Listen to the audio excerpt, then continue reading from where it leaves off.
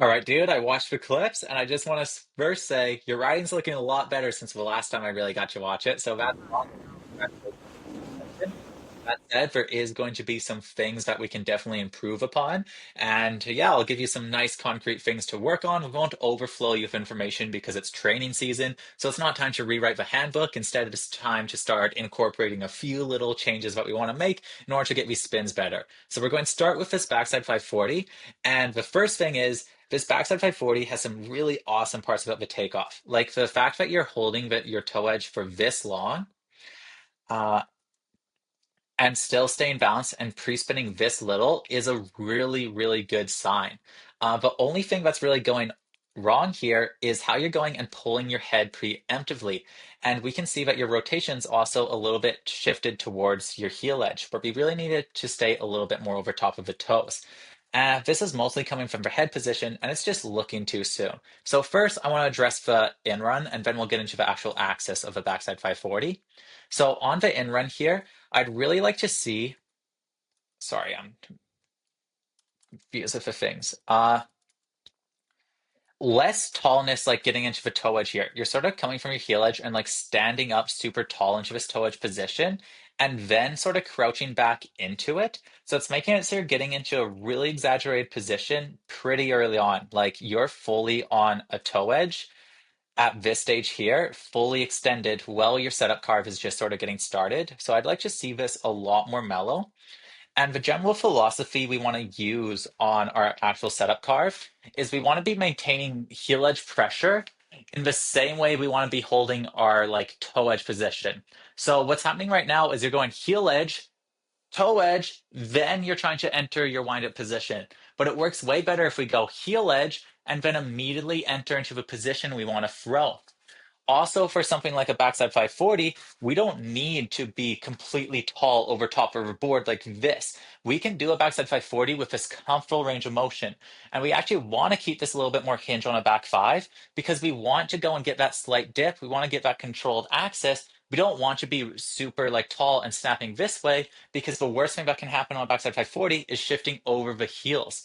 So for a back five, we want to be coming, taking off nice and neutral, patient, patient, patient, spotting around 180, then holding the spot the whole way. What you're sort of doing right now is snapping the spin super slow, and then you're trying to look into it, and that's shifting you slightly over your heels.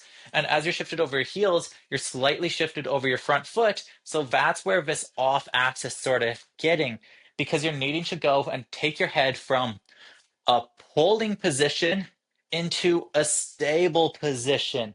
And that's making it so your axis rotation is first going over top of your heels, then you're pulling it back into your toes. And that's why it's getting that little bit of inconsistency. Because if we do that more extreme, less extreme, it's going to really change what's going on. So, what can we narrow that down to for something tangible for you to focus on? More patient with the head. Don't go and actually have the head look into the rotation. The only time we want to be taking our head and looking and taking it to look individually from our body is when we're trying to change our axis of rotation. So if we're doing a dub back 10 and we're like flipping it, it's not quite right. That's when we duck the head in. But on a backside 540, we're trying to take off, control position, lock in, and keep it there the whole time. So what I want you to focus on next time you go to do a 540 is making sure that your head stays connected with your body and you're doing the full rotation of the body connected, not letting your head come and dip in. We want to go be snapping, patient, patient, patient. Okay, now we spot the lip of a jump. Now we continue it. And now we like hold that spot. And then from there, we can counter rotate it around. So what you're doing is just rushing the spot a little bit. And I think we're going to have a very similar issues on the actual backside 720.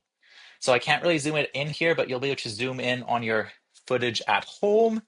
Uh, so see how we're snapping. Watch the head, super nice and patient, super nice and patient. And then you pull it right there. Then you enter the right axis of rotation, but it has that slight little funk being thrown off the lip. Think that will probably be it. Front side 360. Let's go and just break this down quick.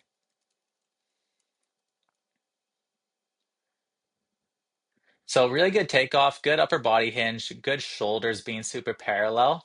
And it seems like a weird shape for the in run and takeoff. So yeah, head spotted where you want to go, getting good pop off the tail. A little bit too bent in the legs here, hence why the like things are getting a little bucked.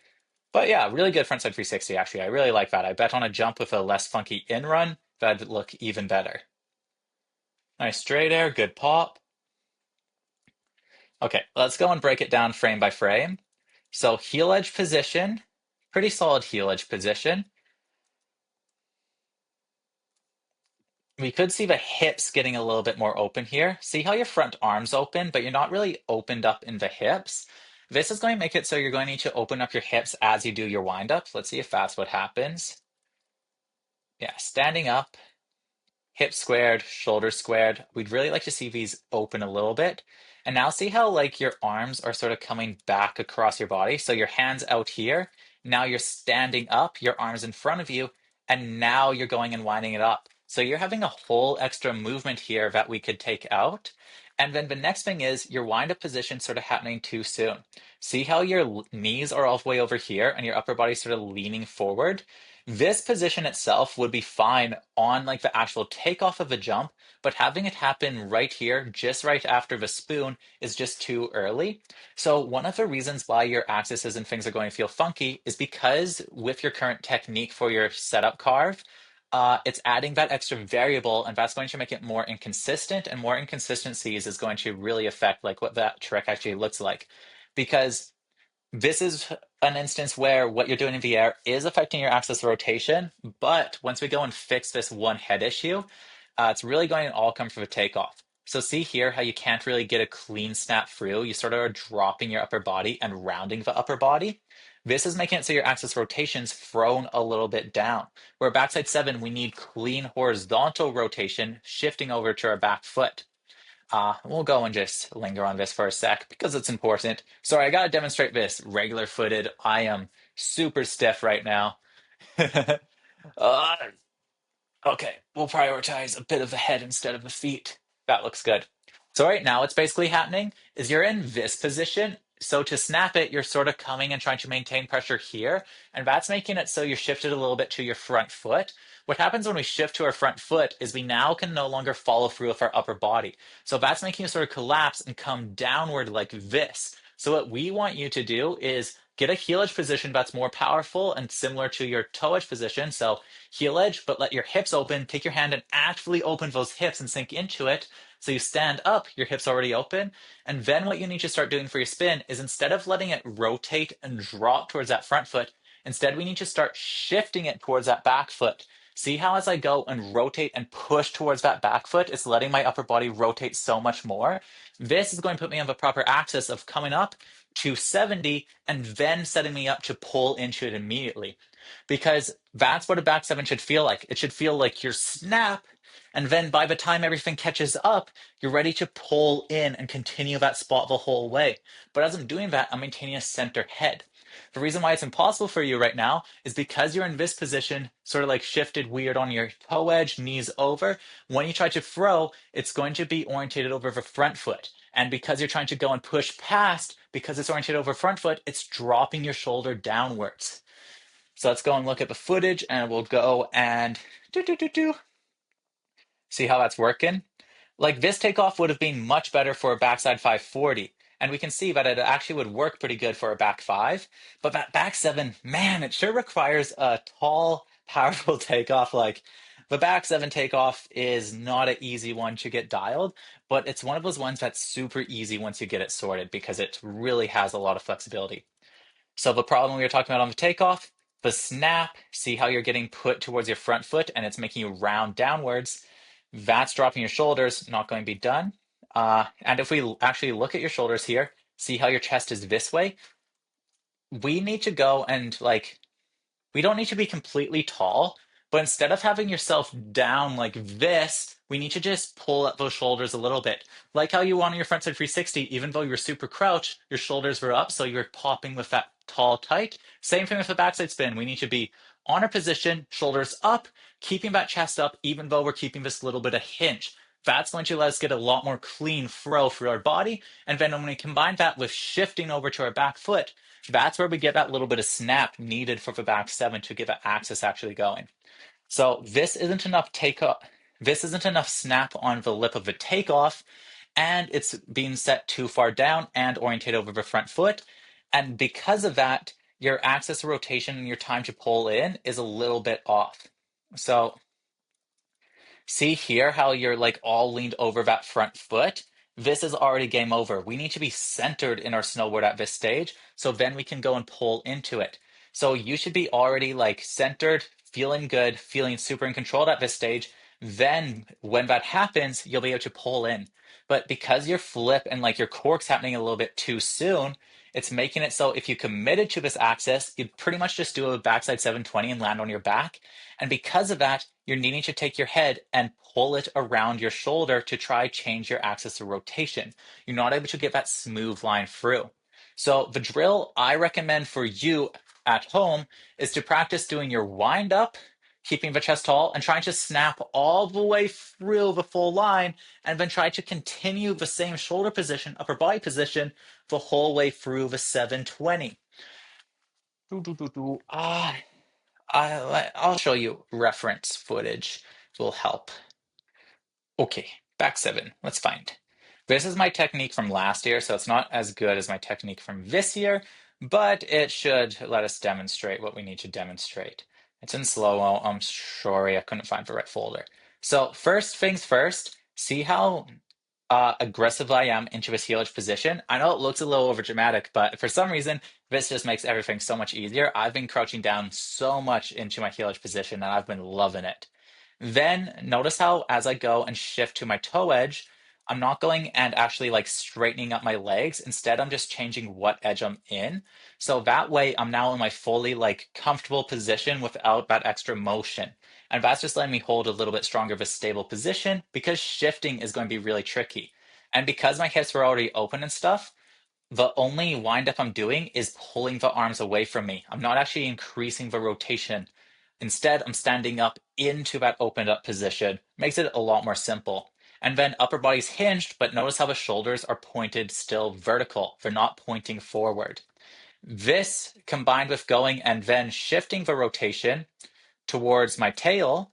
And you can see this doesn't mean actively like throwing yourself on the tail. That's how we would do like a super cork spin. This one's a bit more of a flat spin. But just by going and having my hips slightly tilt towards that tail, it's letting my upper body snap that little bit extra.